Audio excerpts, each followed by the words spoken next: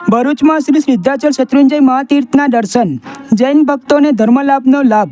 ભરૂચ શહેરમાં શ્રી શત્રુંજય મહાતીર્થ પાલિતાણાની યાત્રા કરવા માટે શારીરિક રીતે અસમર્થ ભાવિક ભક્તોના હિતાર્થે વિશેષ આયોજન કરવામાં આવ્યું હતું। શક્તિનાથ વિસ્તારમાં આવેલા શ્રી આદિનાથ જિનાલય ખાતે અને પાંજરાપોળ ખાતે શ્રી સિદ્ધાચલ શત્રુંજય પથના દર્શનનો કાર્યક્રમ યોજાયો હતો।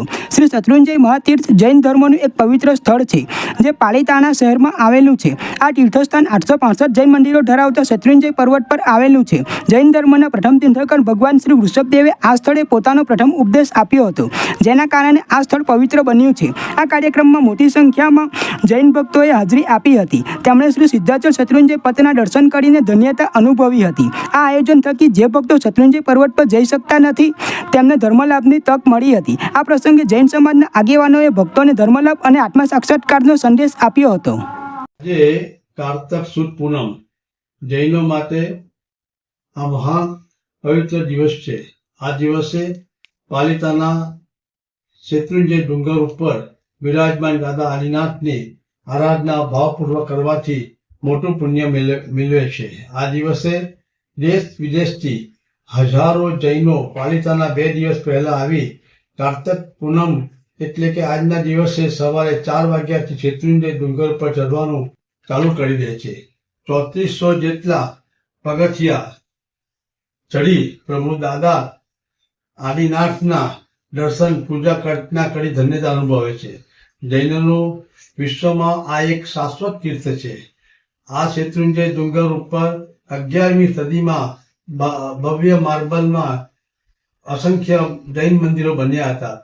તે પછી 16મી સદીમાં રાજા કુમારપાલ અને શેઠ વિમલ શાહે મંદિરનો જીર્ણોદ્ધાર કરાવ્યો હતો। પ્રભુ આ તીર્થ ઉપર કેવળ જ્ઞાન પ્રાપ્ત થયું હતું અને રાજા દ્રાવિડ અને વારિસેન દીક્ષા લઈ આ ડુંગર પર 10 કરોડ મુનિઓ સાથે ઉગ્ર તપસ્યા અને સાધના કરી મોક્ષ મેળવ્યો હતો।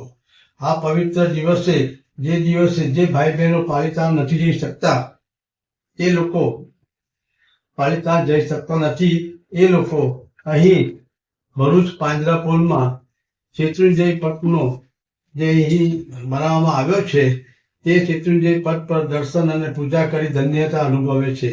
અહીં આવનાર દર્શનાર્થે પ્રભાવના રૂપે બુંદી અને ગાંઠિયાઓ પૈકી દરેકને આપવામાં આવે છે। લગભગ 900 થી 1000 જેટલા ભરૂચ અને ભરૂચની બહારના જૈનો અહીં પાંજરાપોળમાં દર્શન શત્રુંજય પથ પર દર્શન કરી અને અહીં ગાડી પૂજા અર્ચના કરે છે। સવારે 9 થી સાંજે 5 સુધીમાં ભાવિકો દર્શનાર્થે આવે છે। આ પવિત્ર દિવસે પાલિતાણા ડુંગર પર ચડવાનું શરૂ થાય છે અને આ દિવસથી 99 યાત્રા ડુંગર પર ચડી 2 થી 2.5 માસમાં પૂર્ણ કરી પુણ્ય ઉપાર્જન કરે છે। આ દિવસથી જૈન સાધુ સાધ્વીજીઓ તેઓ ચાતુર્માસમાં જ્યાં ઉપાશ્રયમાં સ્થિરતા કરેલી હોય છે, એ ત્યાંથી હવે આજથી વિહાર ચાલુ કરે છે। આજના પવિત્ર દિવસે પ્રભુ આદિનાથના ચરણોમાં નમસ્કાર કરી જીવનને ધન્યતા અનુભવીએ છીએ।